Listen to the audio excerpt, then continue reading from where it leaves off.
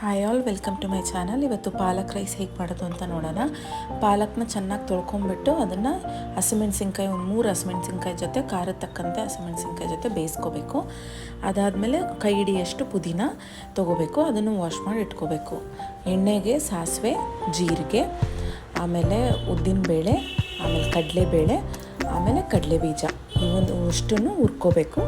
ಅದೆಲ್ಲ ಕಂದು ಬಣ್ಣ ಬರೋಷ್ಟೊತ್ತು ತನಕ ಹುರ್ಕೋಬೇಕು. ಕಡಲೆಬೀಜ ಸಿಪ್ಪೆ ಬಿಟ್ಕೊಂಡು ಅದು ಸೌಂಡ್ ಕೇಳಿಸ್ಬೇಕು, ಆವಾಗ ಕಡಲೆಬೀಜ ಆಗಿದೆ ಅಂತ ಅರ್ಥ. ತೀರಾ ಸೀಸಕ್ಕೂ ಹೋಗ್ಬಾರ್ದು. ಚೆನ್ನಾಗಿ ಹುರ್ಕೊತಿರ್ಬೇಕಾದ್ರೆ ಒಂದು 2 ಈರುಳ್ಳಿನ ಚೆನ್ನಾಗಿ ಹಚ್ಕೊಂಡು ಅದನ್ನು ಹಾಕಿ ಹುರ್ಕೋಬೇಕು. ಇದರಲ್ಲಿ ಮೇನ್ ಥಿಂಗ್ ಏನಂದರೆ ಕಡಲೆಬೀಜ ಮತ್ತು ಈರುಳ್ಳಿನೇ ಮೇನು ಪುದೀನ ರೈಸಲ್ಲಿ ಟೇಸ್ಟ್ ಚೆನ್ನಾಗಿ ಕೊಡುತ್ತೆ.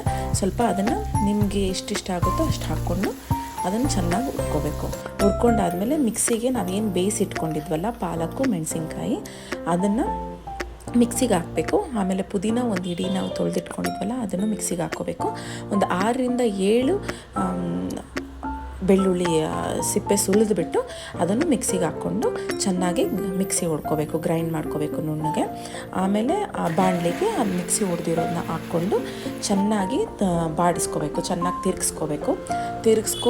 ಯಾಕೆ ಜಾಸ್ತಿ ಹೊತ್ತು ಮೀಡಿಯಮ್ ಫ್ಲೇಮಲ್ಲಿ ಅಥವಾ ಲೋ ಫ್ಲೇಮಲ್ಲಿ ಚೆನ್ನಾಗಿ ತಿರುಗಿಸ್ತಾ ಇದ್ದರೆ ಅದ್ರ ವಾಸನೆ ಏನಿದೆಯಲ್ಲ ಪಾಲಕ್ದು ಹಸಿ ವಾಸನೆ ಹೋಗೋ ತನಕನೂ ಬಾಡಿಸ್ಕೋಬೇಕು. ಬಾಡಿಸ್ಕೊಂಡ್ಮೇಲೆ ಒಂದು ಅರ್ಧ ಸ್ಪೂನಷ್ಟು ಅರಿಶಿನ, ಅದಾದಮೇಲೆ ಒಂದು 3/4 ಸ್ಪೂನಷ್ಟು ಉಪ್ಪು, ಅದಾದಮೇಲೆ 1 ಟೇಬಲ್ ಸ್ಪೂನ್ ಧನಿಯಾ ಪುಡಿ, ಆಮೇಲೆ ಸ್ವಲ್ಪ ಗರಂ ಮಸಾಲ, ಆಮೇಲೆ ಒಂದು ಅರ್ಧ ಸ್ಪೂನು ಖಾರದ ಪುಡಿ ಹಾಕಿದ್ರೆ ಸಾಕು. ಯಾಕಂದರೆ ನಾವು ಮೆಣಸಿನ್ಕಾಯಿ ಬಳಸಿರ್ತೀವಿ. ಇಲ್ಲ ನೀವು ಖಾರದ ಪುಡಿ ಸ್ಕಿಪ್ ಬೇಕಾದರೆ ಮಾಡ್ಬೋದು, ಬೇಕು ಅಂದರೆ ಹಾಕ್ಕೋಬೋದು, ಇಲ್ಲ ಅಂದರೆ ಇಲ್ಲ.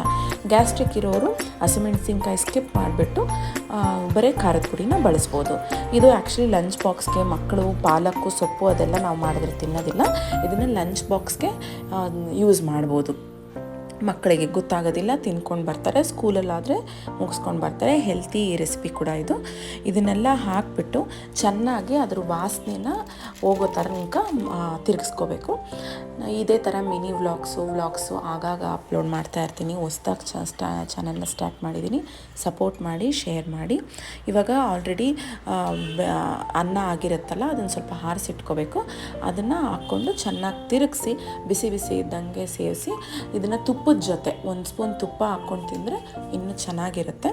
ಒಳ್ಳೆಯದು ಕೂಡ, ಆಗಾಗ ಮಾಡ್ಕೊಂಡು ತಿಂದರೆ ಒಳ್ಳೆಯದು. ಇದು ಪಾಲಕ್ ಏನು ಅಂತ ಅಂದರೆ ಜಾಸ್ತಿ ಕ್ಯಾಲ್ಶಿಯಮ್ ಇರುತ್ತೆ. ಕಾಲು ಕೈ ನೋವು ಯಾವುದೇ ಥರದ್ದು ತೊಂದರೆ ಆಗೋದಿಲ್ಲ. ನಮ್ಮ ಏಜ್ನವರಿಂದ ಹಿಡಿದು ಚಿಕ್ಕ ಮಕ್ಕಳು ದೊಡ್ಡವರು ಎಲ್ಲರೂ ಜಾಸ್ತಿ ತೊಗೋಬೇಕಾಗಿರೋ ಒಂದು ಸೊಪ್ಪು ಅಂದರೆ ಪಾಲಕ್ಕು. Thank you. ಇದೇ ಥರ ಸಪೋರ್ಟ್ ಮಾಡಿ.